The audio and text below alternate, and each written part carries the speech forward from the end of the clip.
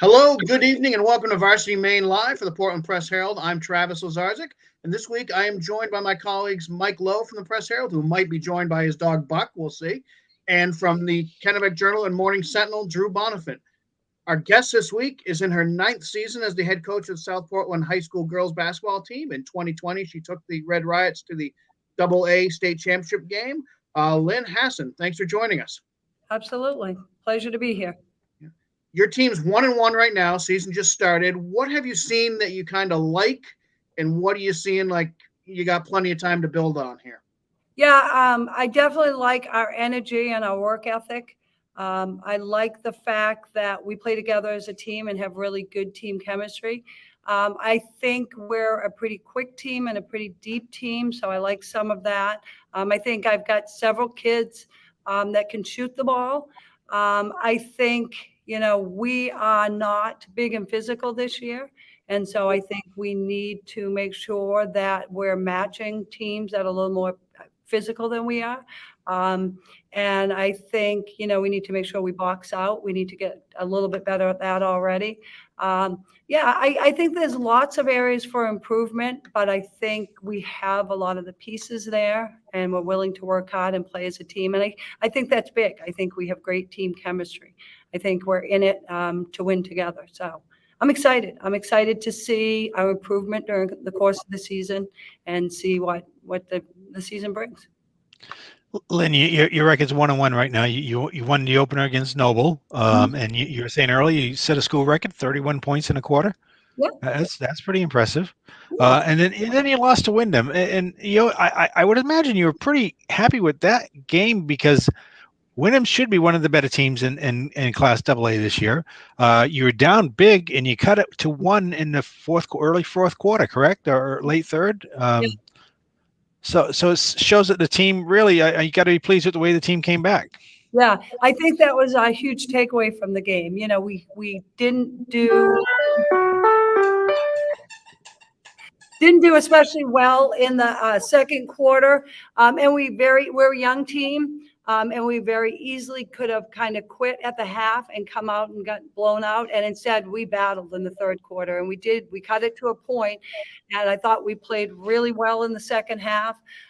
Really, it was just, a spurt of time in the first half that we didn't play well. So the fact that we didn't quit and the fact that we played hard and battled back, I think it's just great. It's a great sign for our team. And you've got a freshman who's really seems to have played well for you, Emma Travis, 11 points in the first game, 8 or 9 points in the second game. I mean, she seems to be stepping up for you. Yeah, she's really physically. A lot of times, a freshman comes in and they just, that's where they really sometimes get exposed. And she's just a big, strong kid as a freshman. She loves the game. She's got really good skills. And, sometimes I think the other thing is freshmen get overwhelmed, and she's a pretty confident kid. So she blends right in. I don't think she's overwhelmed at all. What I was most pleased about Emma, she's scoring some points, but she's doing a lot of little things. But I thought, out of all the kids that kind of got a shot at defending Talon, I thought she did a really nice job. And she's really tough to defend. So Emma battled her, did some good things against her defensively. And I think she's got a tremendous upside. I think you're going to see a lot of great things from her in the 4 years she plays for us. I'm excited, really excited to have her. I've known her since she was doing basketball camps as a third grader, and she was always bigger and more skilled than a lot of kids her age, and she always played up with us at camp. So now she gets a chance to really play up. Coach, it sounds like you have a pretty good idea of your team's identity. You're talking about not being the most physical, but liking the quickness and everything. Is that ever a case where just you kind of a good beat on that early on, or is it always something where, the season is for finding out what that identity is, and even if you have a good idea of it coming into a season, that changes as the year goes on?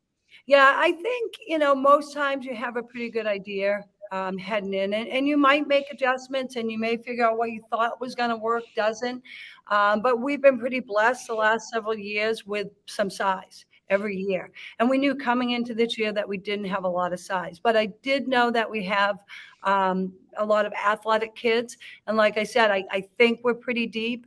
And so we're adjusting the style that we're going to play a little bit with those kids that I think can get up and down the court, that can run the court in transition. I'm hoping, we're a work in progress for sure, but I'm hoping we're going to be able to apply some full court pressure.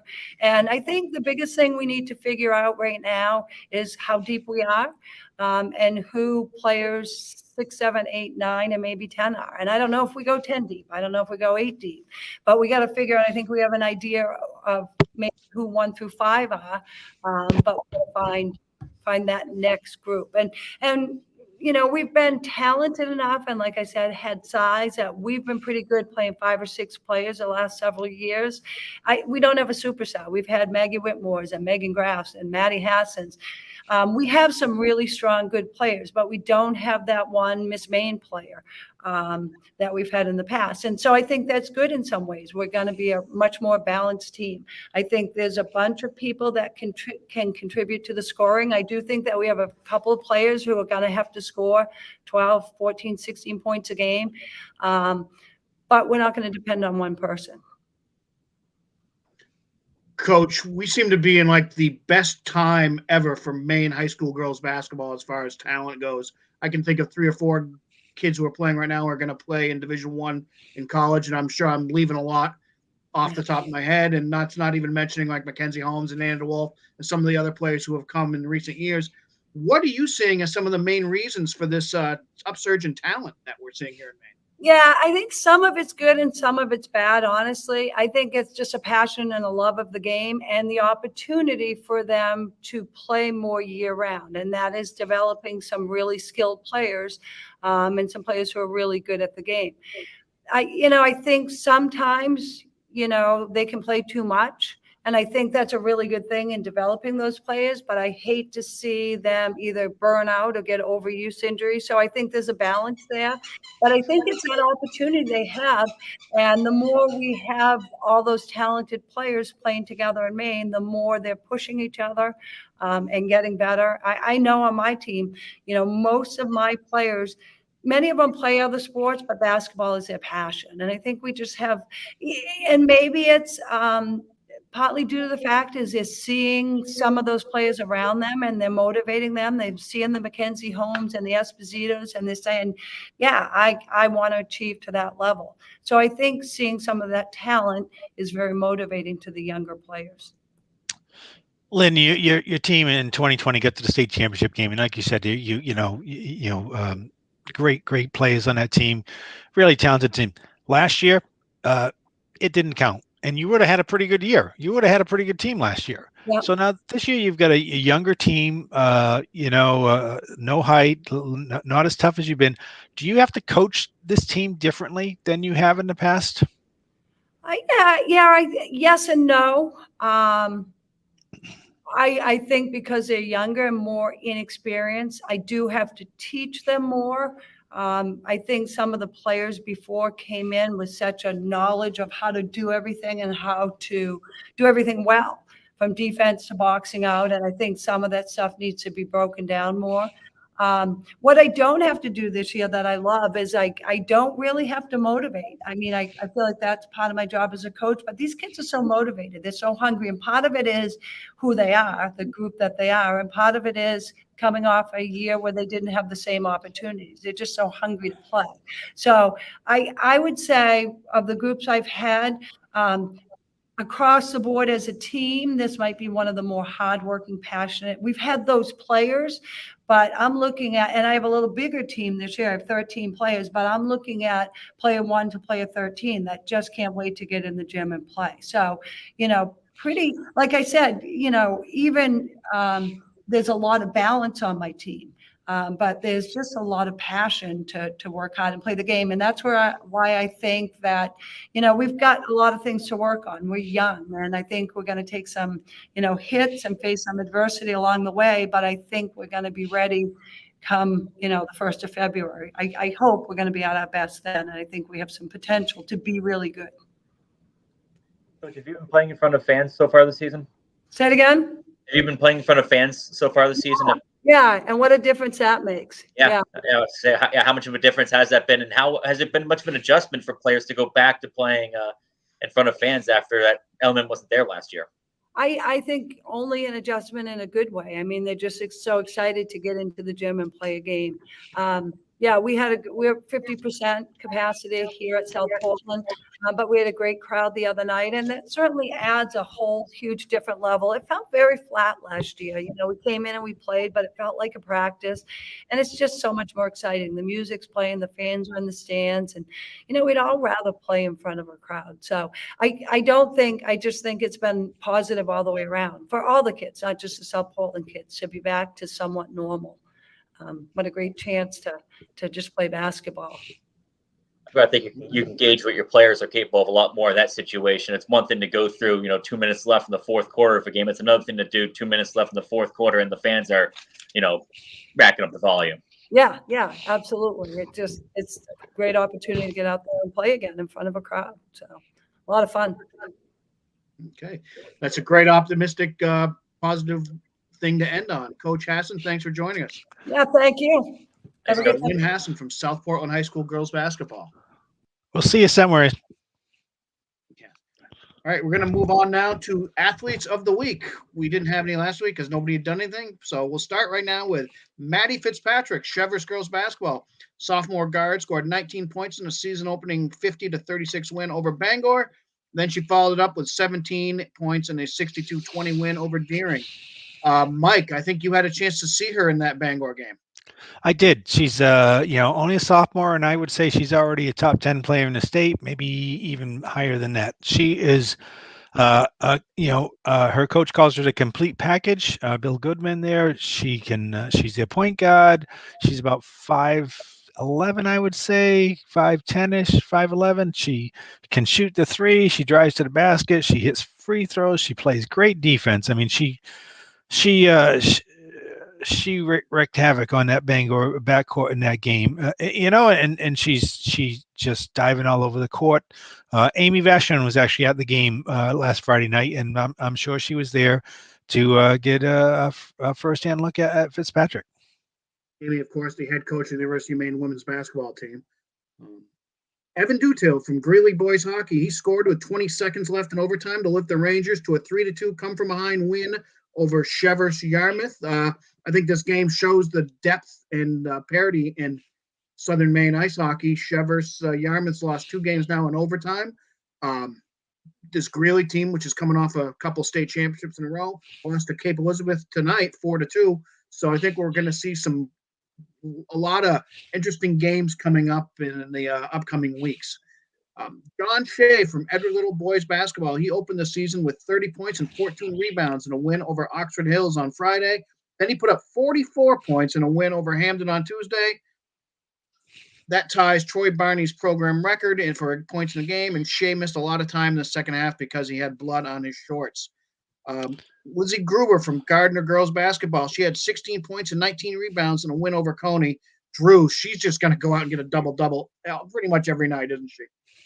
Much effortlessly, yeah. And that's what we started. We've seen that from her throughout her career, is that ability to score and rebound, just rack up those the numbers in those categories. But what really stood out in that game against Coney, she went up against India Clark, who we talked about last week being the really good transfer to Coney, going to Wofford next year. She matched up with her one-on-one every time down the court, and you saw her on-ball defense has really come along, and her ability, because India is a really talented driver of the basketball, knows how to finish with contact, and Lizzie just wasn't letting her get past. She won that matchup, and it was just another facet to her game being put out there. We've seen the scoring, we've seen the rebounding, we've seen the shot blocking, and then we saw her ability to really go one-on-one with somebody and limit what they could do from pretty much the 3-point line on in. So it's just another step towards her becoming an even more complete player. She's got one more year to go after this. Yeah. Lyndon Johnson from Old Orchard Beach Boys Basketball, he's a junior. He poured in 42 points in Tuesday's 82-55 win over Richmond as the Seagulls improved to 1-1. Leah Landry from Lewiston Girls Hockey, she scored 5 goals in the Blue Devils' 11-3 win over Winslow, Gardner, Coney, Lawrence, Messalonsky, Brewer.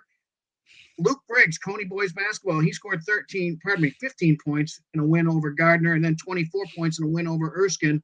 Drew, just tell us about what Luke's doing to be a leader on that Coney team. Yeah, that's a good way to set that question, because he's been on the team and been a contributor since his sophomore year. But that was the team with Simon McCormick on it and Dakota Dearborn. He could really kind of sit back and be the spot up shooter and do it that way. This year, he has to be more of that leader. He needs to be the go-to guy. And if Coney's going to be a team that can make some noise in A North, he's going to have a big year. And you could see that in that game. He knocked down some shots, but he was also taking the ball to the basket a lot more. He was driving more. And just kind of showing more ways to go about getting points. So yeah, he's stepping into more of a it's his team now. Tony's got a lot of talented players in that team, but they're young. It's definitely going to be him who needs to lead the way, and it looks like he's getting that message and he's ready to step into that role for the Rams. Richie Gilboy from Southport and Freeport Waynfleet Boys Hockey. He had 2 power play goals as the Riots defeated Lewiston, the 2020 state champions, 4-1 on Wednesday. This is another one of those good Southern Maine teams we were talking about just a minute ago. Interesting to see how the Red Riots continue to improve throughout the season. Evelyn Boardman, Scarborough Girls Hockey. She's a senior forward, and she scored 2 goals in a 4-2 win over previously unbeaten Lewiston on Wednesday. Earlier, she scored 3 goals in a 9-2 win over the Gorham Co-op team. Elise McNair from Old Orchard Beach Girls Basketball. She scored 33 in the opening 56-23 win over Trape, and then 28 in a 68-34 win over Richmond.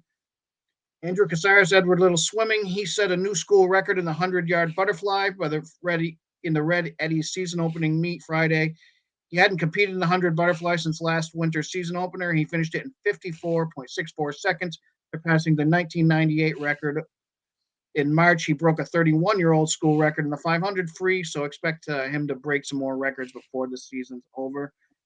Remigio Wani, Deering Boys Basketball. I hope I got your name correct. He scored 21 points to lead Deering in a 64-55 season opening win against Bonnie Eagle. Follow that up with 31 points and 6 3-pointers in a win over Chevers. And then finally, Olivia Manning from Cape Elizabeth Girls Basketball. She's a junior. She had 12 points and 22 rebounds in a 36-29 win over Waynfleet. We got to get in a game against Gardner for them to see how she rebounds with Lizzie Gruber.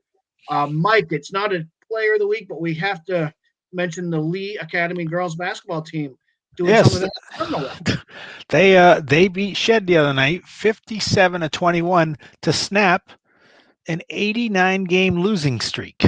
That's a long losing streak. It went back to the 2014-15 season. Their coach Michael Richardson's been there 4 or 5 years now. He said, "You know what? This is going to be our only win this year, guys. I think we can. Finish in the middle of the pack in Class C North. See what one win can do for you. It can just take you and elevate your expectations." Confidence breeds confidence. That's for sure. Congratulations to the Pandas. That's great. Let's look at some games coming up in the next couple of weeks here. I'll start with a couple games, high hockey games on Saturday. Games, a Class B powerhouse against a Class A contender. We have that Cape Elizabeth team that beat Greeley tonight at Falmouth, and then that Greeley team's playing at Thornton. So I think those are going to be a couple measuring stick games for all 4 teams involved. Drew, in Central Maine, what are some of the big games coming up?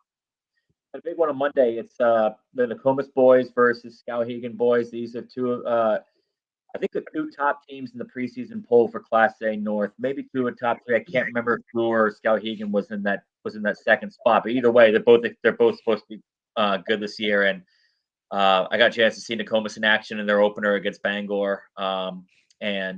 Skowhegan dropped its first game to Brewer, came back with a win over Mount Blue. So they're starting to, they've got the momentum going, and it's going to be a good indication of just where these teams are and sort of what the power structure there looks like. There are no final answers in the second week of the season, but we're gonna get a good sense for where these teams are. And the other game I'm looking at is Tuesday. It's Lawrence versus Coney girls. It's again that Coney team with India Clark I just talked about. They bounced back from that Gardner loss with the win over Erskine. And Lawrence is 2-0 and beat Gardner. And so we were kind of I think we were talking last week about how Lawrence could be that team that sort of rides under all the hype paid to Christopher and Gruber and Clark. And might have the best overall team in that class, and they're certainly showing that might be the case. So again, we'll get a sense even further about where those teams stack up going forward. Let me ask you, what was the atmosphere like at Nokomis for the debut of the Flag Brothers? Was it as a zoo? Was it? I'm sure there's a lot of fans there. It would be hard to say. You can't call it a zoo so much just because it's limited attendance and everything. But there was definitely a buzz and an excitement to it. You could tell the fans there were there was a vibrant student section there. You could tell they were ready to see either Cooper or Ace do anything on the court. And it's funny because Cooper had 6 points through 3 quarters, was really kind of kept in check by double and triple teams from Bangor. And then the fourth quarter, he had a grabbed an offensive rebound, waited for the defense to clear and threw down a dunk, and then he dunked a putback later on, and you could just hear it was like the crowd was saying like, "This is what we were waiting for," and the noise rose there, and Nokomis ran away with the game. So it was definitely an exciting scene that night. Mike, any games you're looking forward to checking out? Yeah. Actually, there's actually a couple of nice games tomorrow, which I think you might be going to New Gloucester Greeley girls. Is that correct? I will be.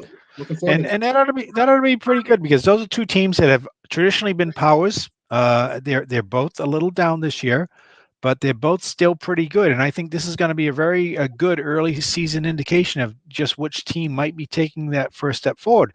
And then on Monday, there's a couple of really good, potentially good boys games next Tuesday, Falmouth at South Portland and Thorn Academy at Bonnie Eagle. I think these are 4 of the teams that are really going to be battling all season for the top spot there. And in girls, very interesting to see how Mount Ararat does against Yarmouth next Tuesday. Yarmouth is one of those teams, very talented team led by Caitlin D'Apollonia, their point guard.